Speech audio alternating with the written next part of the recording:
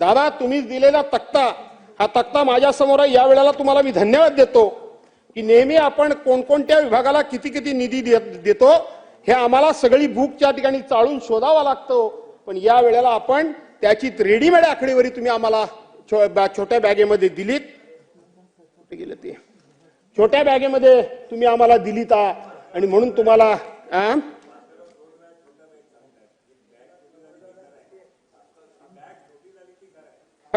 Bag छोटी झाली, खरं आहे. आणि म्हणून त्याच्यामध्ये तुम्ही आम्हाला आकडेवाऱ्या दिल्यात दादा. या बॅग छोटी झाली खरीच गोष्ट आहे.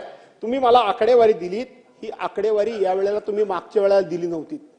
मागच्या वेळेला मी सभागृहामध्ये हा मुद्दा उपस्थित केला होता की अर्थमंत्र्यांच्या भाषणामध्ये कोण कोणत्या योजनेकरता किती किती आपण त्या ठिकाणी बजेटमध्ये तरतूद करतो ते सांगितलं जातं. पण गेल्या वेळेचं बजेट होतं ते निवडणुकीचं बजेट होतं. त्यामुळे ते बजेट वाचण्याचं काम तुम्ही केलं.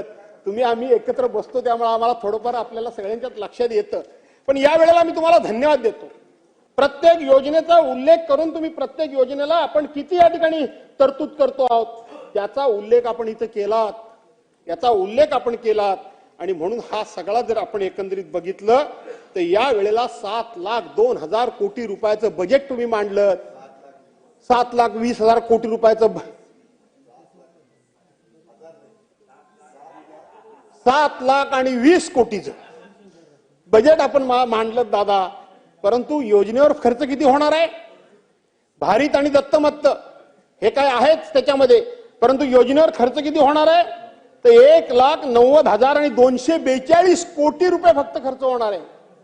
म्हणजे एकूण राज्याच्या उत्पन्नाच्या, एकूण राज्याच्या महसुलाच्या फक्त 36% रक्कम,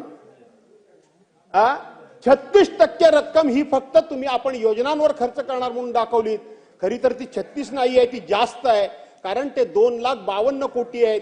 काही आकडे त्या ठिकाणी टाकले गेले नाहीत, काही आकडे टाकले गेलेले नाहीत, ते वेगळे आकडे. म्हणून मी सांगितलं ना की 44% होत आहे. ते सगळे 44% होत आहे. मी कबूलच करतो ते 44% होत आहे. पण गेल्या वर्षी तुम्ही जी काय एकंदरीत रक्कम दिलीत त्यातली 46.46% फक्त रक्कम खर्च झाली आहे. दादा तपासून बघा. आपण रकमा देताय पण त्या डिपार्टमेंटकडनं खर्च होतात की नाही होतात का आपण जाणीवपूर्वक हे खर्च होत नाहीत, किंवा आपण फक्त आणि फक्त बजेटमध्ये आकडेवारी मोठी मोठी जाहीर करतो आणि नंतर मात्र पैसे उभे करणं जड जातं म्हणून ते खर्च करण्याचे टाळतो का?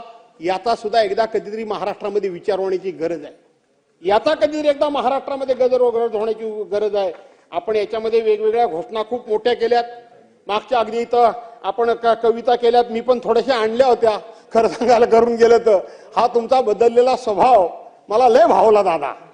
तुम्ही एवढे अध्यात्म झालात, एवढे रसिक झालात, नाही तर वृक्ष दादा, वृक्ष रागीट दादा अशी तुमची जी इमेज होती ती जरा बदलायचं काम दादा करतायत. कारण कविता बिविता काव्य बिव्य म्हणायला लागले ते बरं आहे, त्याबद्दल काही वाद नाही. पण मला एकानं कोणीतरी सांगितलं म्हणतात हे पलीकडचे लोक लगेच उठतील, चिडून उठतील. खरं सांगायला गेलं तर तेच झाले भानगड.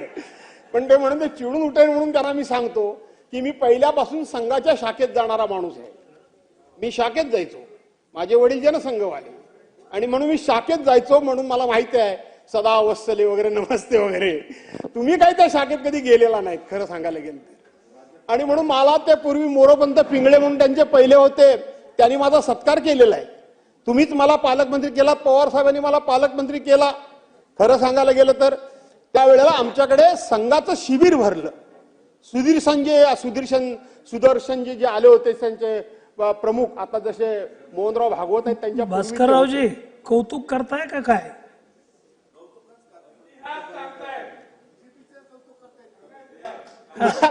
मला गंमत दादाचं म्हणलं. काही बोलायला गेलं तरी माझ्याबद्दल शंका वाटते लोकांना. या काय कळत नाही मला. दादाचं म्हणतो मी, कौतुक करता का ते सांगतो ना पुढे दादांना. आणि म्हणून अध्यक्ष महोदय ते आले होते त्यावेळेला मी पालकमंत्री होतो आणि मी लालदेवाची गाडी घेऊन गेलो त्यांच्या स्वागताला. आता ते थोडंसं तुम्हाला माहित आहे राजकीय काय ते. मी राष्ट्रवादीचा होतो पालकमंत्री. मला विचारणा झाली की तुम्ही कसं काय गेलात? अरे म्हटलं कसं काय गेलो म्हणजे काय? आपल्याकडे एवढा मोठा राष्ट्रीय स्वयंसेवक संघाचं शिबिर होत आहे, देशाचे ते प्रमुख आहेत, आपण सगळ्यांचं स्वागत करतो. आपण त्यांचं स्वागत केलं तर बिघडलं कुठे? आपण बिघडलं कुठे? आपण केलं पाहिजे. विचारांशी फारकत असू शकते, मतभेद असू शकतात, विचार मान्य नसू शकतात, परंतु ते बघितले पाहिजेत, ते ऐकले पाहिजेत, आत्मसात करायचे, घ्यायचे नाही घ्यायचे तर आपला भाग आहे. आणि म्हणून माझ्या पक्षाने सुद्धा तेव्हा मान्यता दिली. पण दादा हा विशाल दृष्टिकोन आपला.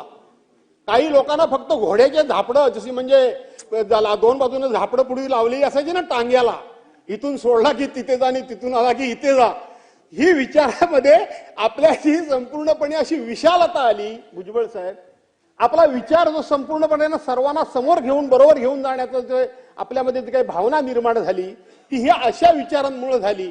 विरोधक असला तरी त्याचं सुद्धा ऐकून घ्यायचं. दादा संघाच्या शाखेत कधी गेले नाहीत, म्हणजे ते तिकडं मुख्यालयात नागपूरला गेल्याचं कधी मी ऐकलं नाही. दादा राहिलेत, पण मात्र कवी मात्र कोणाच्या तरी नादाला लागून झालेत, एवढंच मला फक्त सांगायचं आहे. बाकी मला काही सांगायचं नाही.